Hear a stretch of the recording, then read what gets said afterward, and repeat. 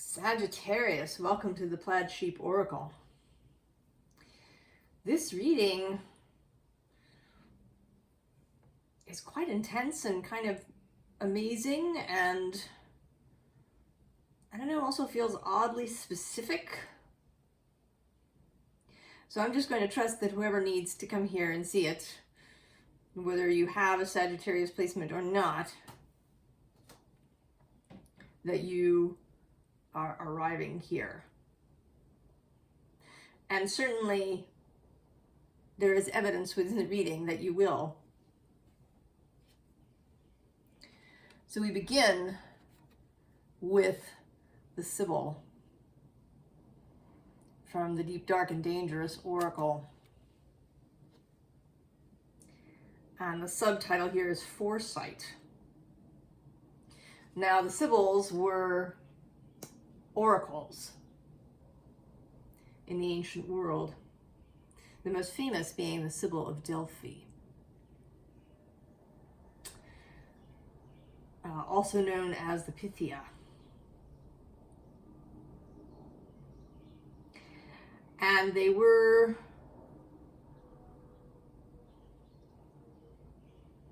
they were places where you went for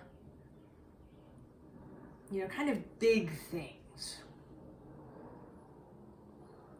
And really, the average person didn't go to see the Pythia.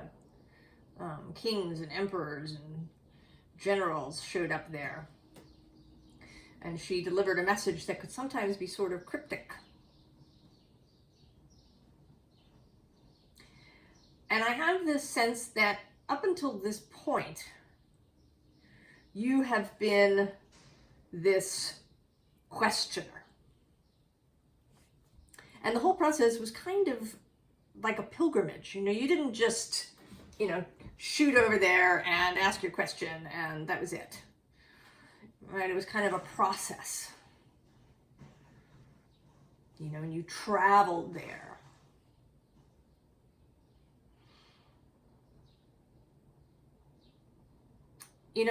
It's a bit like now, if you go to South America and have, an ayahuasca journey. If you do it in the full way, if you, sign up and then you follow instructions for the weeks before you go. And then you're there in the time. And then there's also this integration process that happens afterwards.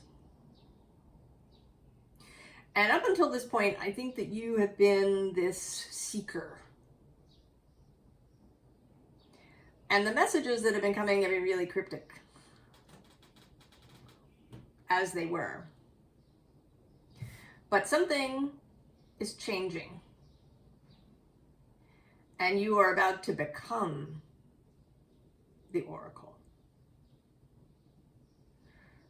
This may not be for good. It may be just for a period of time. But things are going to become much clearer. So we begin with the corpse, the 10 of Swords. And right under it is this 9 of Swords. So you've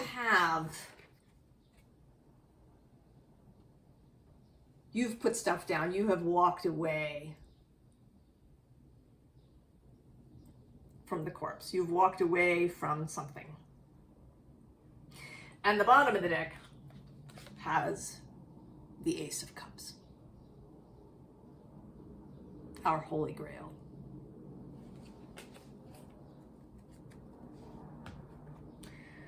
So you walked away, and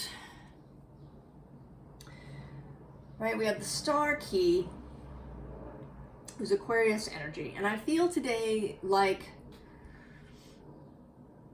this is you kind of on this journey, this pilgrimage that you've you've moved on from a previous existence. You've left stuff behind. You are naked. And you are here, kind of making an offering into the world. And that maybe in reality, it could be that you have a practice that includes making offerings, but it may be in some other form as well. The offering of your focus, the offering of your surrender to something.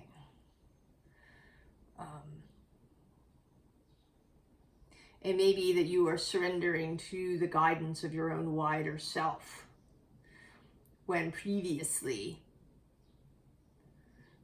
you have resisted that.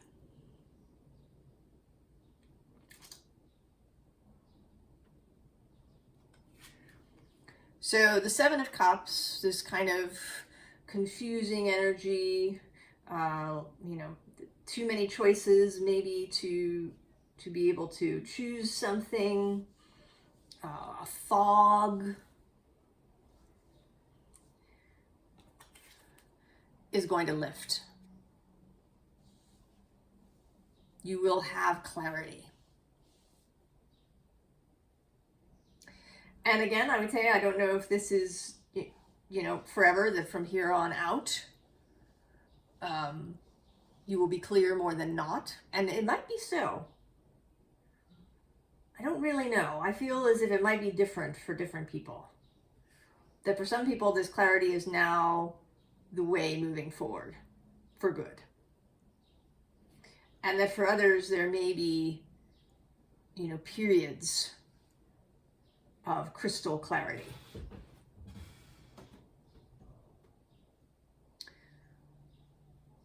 But either way, in this time,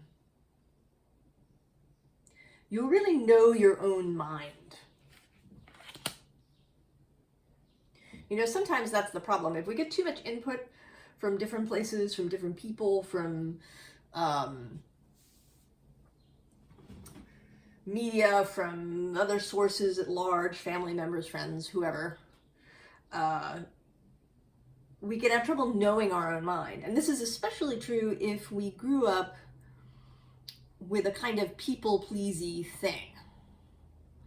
I've certainly had that experience, and I spent a lot of time in my life being really aware of what other people needed and wanted, but not really clear on what I wanted. And maybe that was true for you, but now you know what is right for you. And you're going to drop these wands that you've been carrying around for a long time.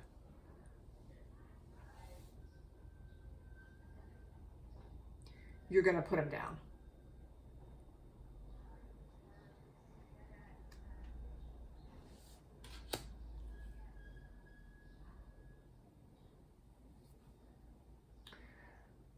So then we have the Star again. This time from the Thoth deck. There's actually, right, there's quite a bit of sort of, there's Aquarian energy here, as well as Sagittarian energy that we're going to come to. This clarity of purpose. And it may be that this has to do astrologically, if we want to talk about that in the moment, with Pluto in Aquarius. Now, he is actually today going to just dip back into Capricorn. And he's going to stay there till January 24th of next year, when he moves back into Aquarius again.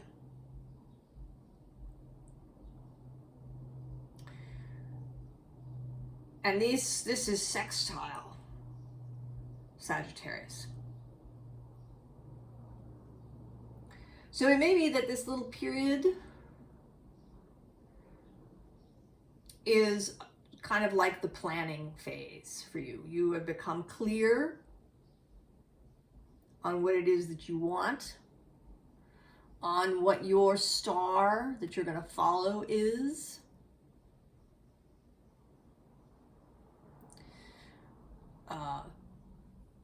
You are perhaps clear on your own feelings, your own emotions. Maybe you've come into a whole new, really mature and healthy relationship with your emotions.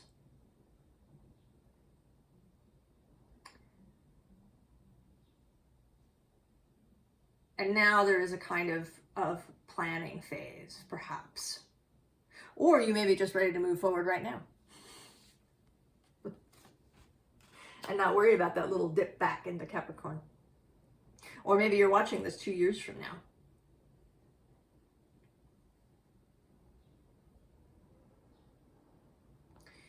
You do what feels right. And you're moving from this sorrow, Three of Swords energy into the Three of Cups. Abundance energy, right? From the dark into light.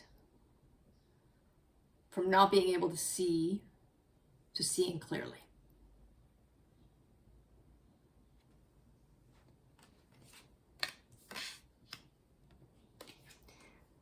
And then you become Prince of Wands. Traditionally, your card.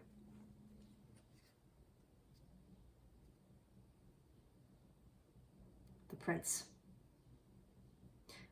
In the Rider Waite, he is the Knight. And you also get the Princess of Wands. So these two energies, both of going out, movement forward, of a kind of chariot, rushing forward energy, and then also this receptive energy, this being in the flow of the fire.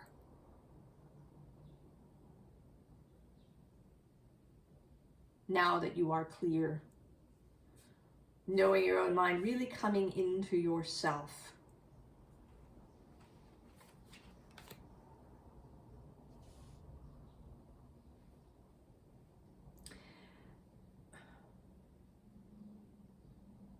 And previously, you may have been, I really think that other people's ideas and stuff and opinions were a major thing for you, Sag. Because here in this Surrealist Six of Pentacles card, we have this hand that's depositing this walnut brain into each of these people. And that's kind of what happens to us, right? We come into this world, we're little sponges, ready to absorb and internalize everything that we encounter for the first 7 years of our life. Right? That's why the Jesuits say, give me a boy until he's 7. And then he's ours for life. Right, we really take stuff in that period. And it can leave us confused about what we want and how we can actually move in the best way, both for ourselves and the community that we live in. Because we are at our best for everyone else when we are at our best for ourselves. But underneath that is this Four of Swords. And I feel like right there you were kind of fragmented, chopped up in many ways, not quite knowing where to go and what to do and what was really yours, and perhaps feeling really obligated in some places, or like you had to do things in a particular way. Maybe that you even had to follow the rules And I feel like this ritual that is being performed by these beings, right, who are, you know, brought this flower and this sword to you, that you are being put back together. And actually the Three of Cups, which is my card for a unified will, is under that.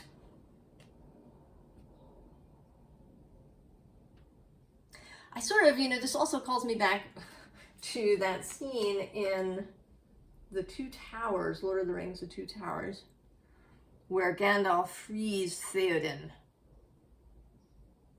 from Saruman's influence. And Theoden returns to himself, and they give him his sword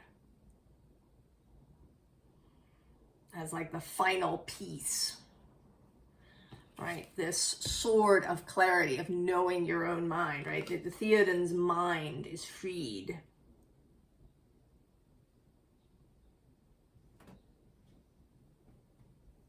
Right? He gets his sword back. And then we have a series of strong energies that are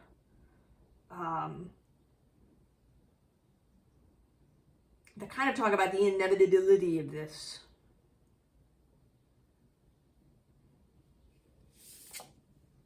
So there's the Fool. And then the Magician. I love this Magician. I think he's got the fabulous outfit there. Right, this magician in real-time communication with his wider self, with the source of all things.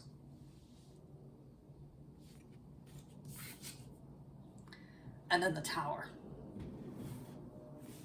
Change. You know, realizing that you no longer have to carry this tower, that this beast is carrying. You're gonna just drop the tower. And then the Knight of Wands repeats, although this time in this ethereal blue space, this metaphysical space of dreaming yourself back together. Whatever this fragmented, chopped up self was, is coming back together.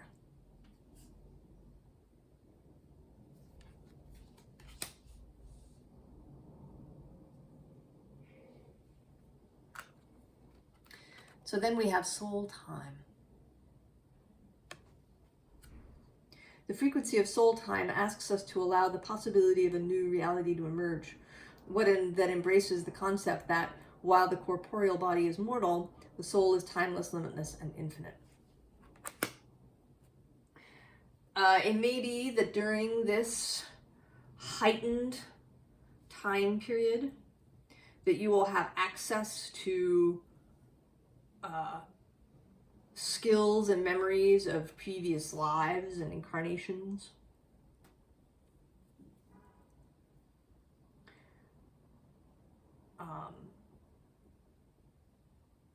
That you will really see this new timeline forming for you to be in, right? Sort of forming around you.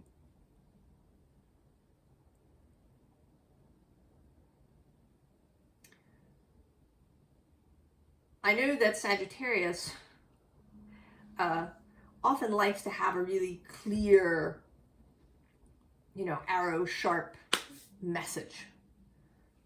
This is the instruction. Do this now.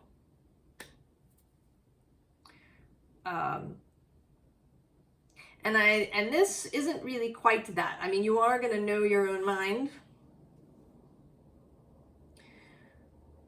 but I don't think you're going to see, you know, 12 steps ahead,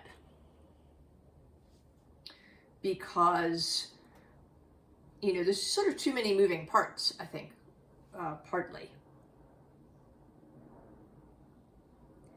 But the immediate next steps will become very clear. So we get emergence. The frequency of emergence invites us to approach our reality with a childlike attitude of innocence and wonderment, and to watch and celebrate the beauty that unfolds from that place. Princess of Wands, Page of Wands. So you will know, right, immediate next steps, but you will have the fun, the enjoyment of surprises, of things unfolding before you, right? Rather than, you know, seeing the whole picture laid out. But it won't feel like a fog anymore, right? The track through the forest will be clear. You just don't know what's around the next bend. But you're no longer, you know, moving through this fog space. And then we have romantic love. The frequency of romantic love supports our journey to feel whole and complete through the experience with and reflection of a conscious lover. So I think this new you, this new clarity that you have, is going to reflect itself in relationships. Now, this is about romantic love, and it may indeed be that you will either meet someone new, or that your relationship with your current lover will shift and change. But it may also have to do with other relationships, because, you know, people are going to find you different. There may be a readjustment. And of course, anybody, you know, who is really on board with you and in your corner is going to stick. And you'll stick with them. You know, there may be some adjustment that occurs, but you will have a whole new dynamic to explore. And I think they will be really pleased for you. And then anybody who's sort of not pleased and wanted you to remain in their sphere of influence is just going to fall away. Because you just won't, you know, you kind of won't be there anymore.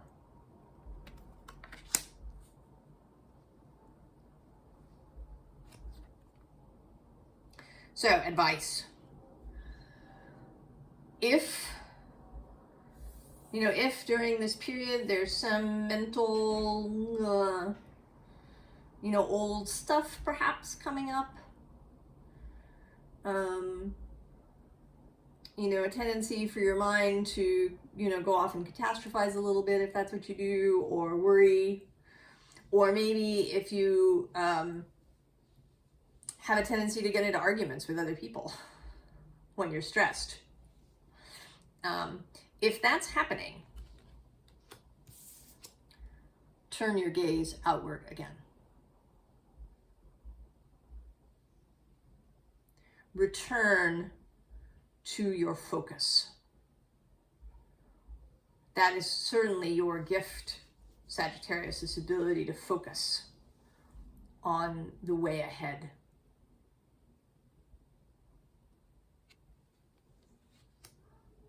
And then to allow, right? We have Judgment and the Wheel of Fortune together. So allowing greater forces to participate.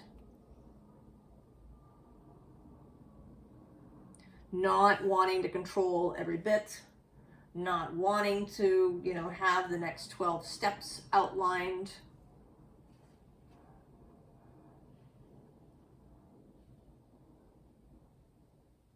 Allow yourself to heed the call.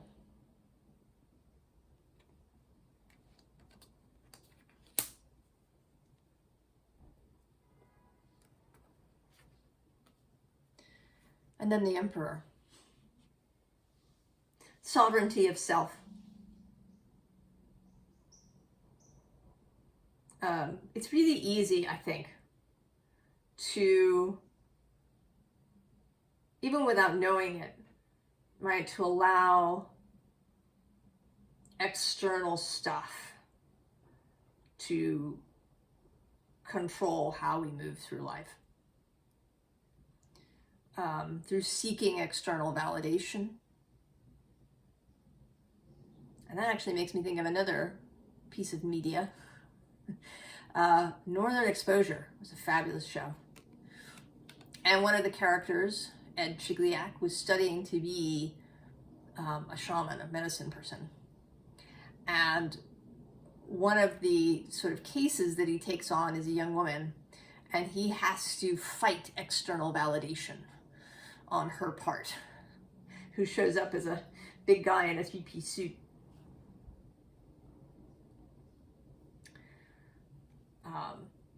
Because this young woman is really concerned with what other people think. And, you know, to have her, to be validated, to be told that she is successful and strong and all of these things. And it can feel really good, especially if we didn't get a lot of that when we were children. We can kind of go around seeking other people to tell us what we didn't, you know, what nobody ever told us when we were little. But you need to not get caught up in that.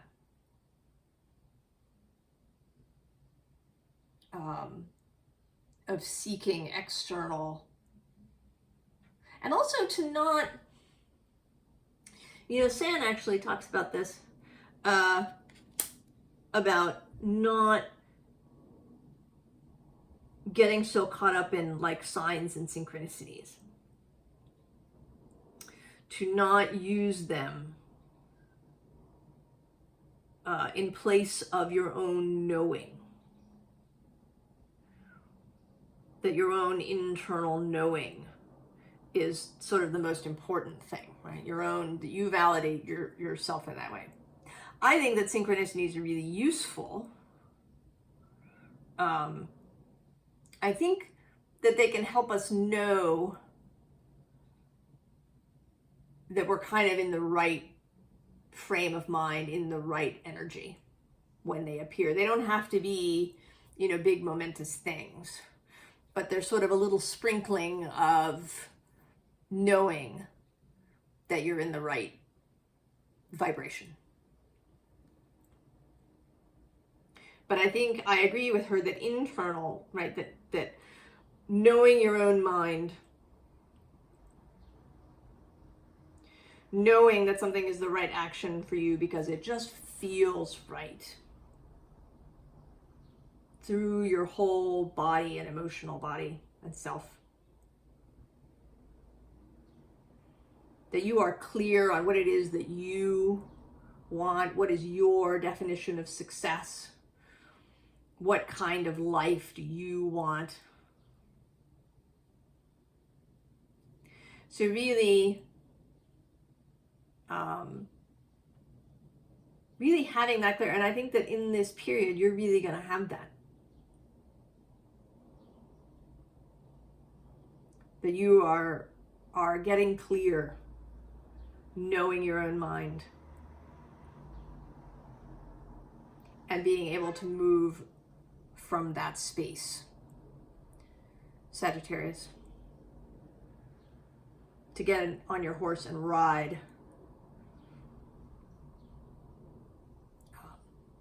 with confidence and exuberance and joy. So I think this is really exciting, Sagittarius.